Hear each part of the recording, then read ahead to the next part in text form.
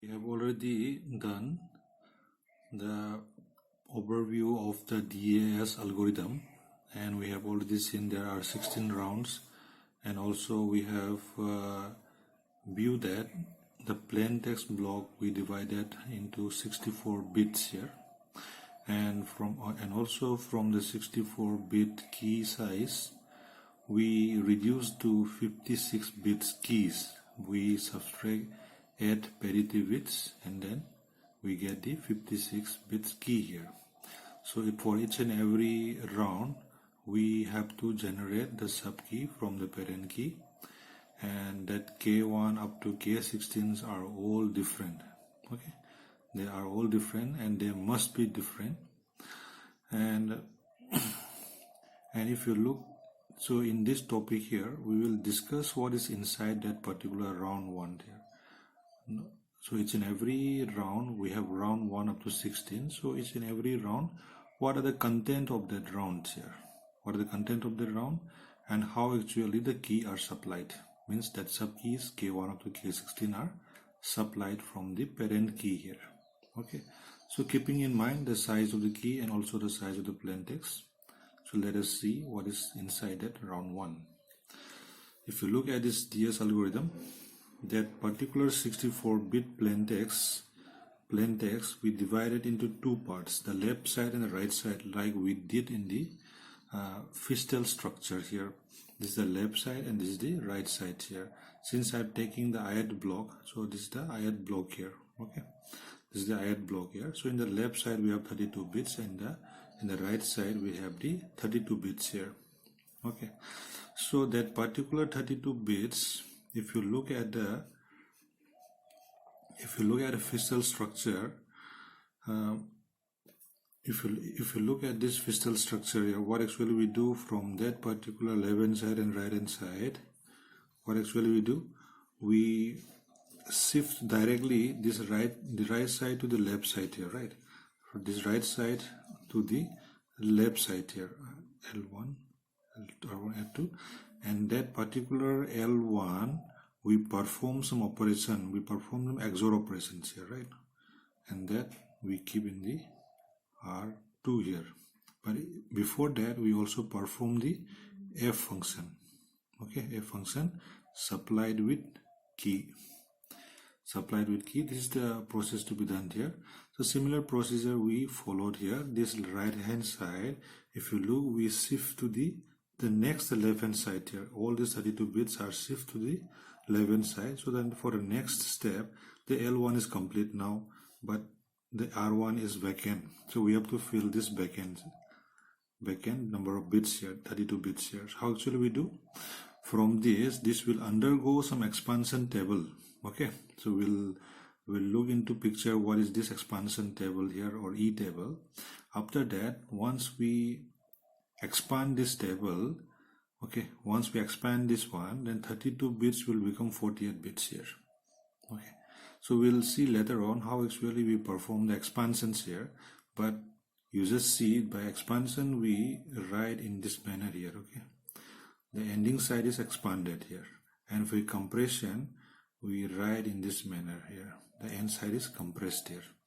Okay, then for expansion the bottom base is little larger, and for the compression the bottom base is smaller. Okay, this is just a convention of how we write the expansion table and the compression table here. So the 32-bit we expand it, we add some number of bits, and then we get this 48 bits here. That 48 bits, why?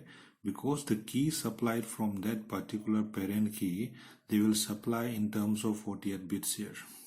Okay, out of the total 56 bits, they will supply the subkeys in case of 48 bits only. They will not, even here also, they will not supply this 56 bits here. Okay, they will not supply the 56 bits, they will supply only 48 bits here. How actually they supply these 48 bits will be in the next topic here. Okay, but you must know that whenever we supply the key from the key generation module, that particular from that module they will supply in chunks of 48 bits here.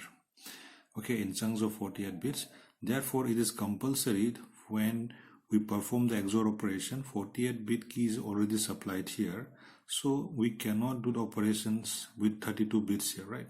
We cannot perform the operation with 32 bits. Therefore, this 32 bit has to be expanded to 48 bits. That is why we use the expansion table, and how actually the expansion table works will be for the next videos. Okay, so here you just assume that we expand it into 48 bits, or also we supply with the 48 bit keys, then we perform the XOR operations here. The XOR operations obviously will generate the 48 bit outputs here. Okay, 48 bit output. Then we input this 48 bit in a compression box called S box here. This is a compression box, this is expansion box here. I have distinguished the differences here. This is a compression box. That 48 bits, we don't want this 48 bits here. We want only 32 bits. Why? Because we have to input only 32 bits there at the right hand side. There is only the space of 32 bits here. Okay, even though they generate 48 bits, I cannot fit all the 48 bits here. Therefore, I have to compress it. And even when I perform the XOR operation outside this XOR operation, this particular XOR operation is inside this function here. Okay, if you look at this dotted line, it is nothing but your F functions here. Okay, inside this small box is nothing but distinguished by this dotted line here. So once we go through this S box of compression, we'll tell you how actually we compress it, like how actually we do the expansion. Similarly, how actually we perform the S box, we'll just go through. After that, some number of bits will be reduced, and then we get only 32 bits here. Okay, that 32 bits will do some shuffling. Okay, we do some shuffling, some random arrangement, and then we got this 32-bit output here from this particular F box here. Okay, from this round function, we output with the 32 bits here. Okay, then we can easily perform the XOR operations with the 11 side.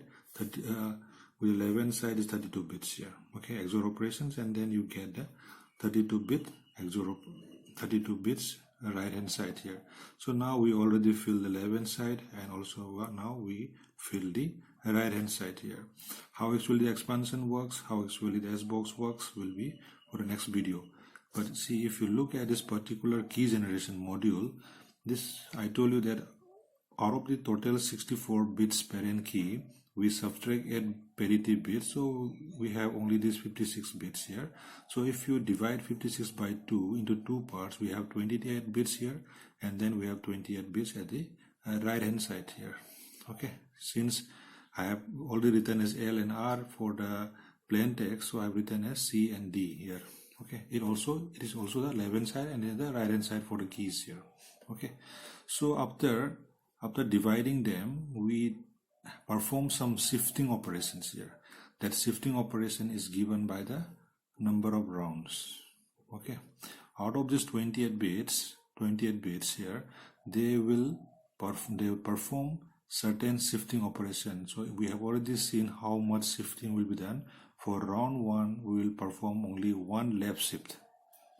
For round 2, again also we will perform only one left shift. Similarly for this one also, for round 1 only one left shift, for round 2 only one left shift. For round 3, it is shifted by 2 bits here. So it goes continuously, goes on changing.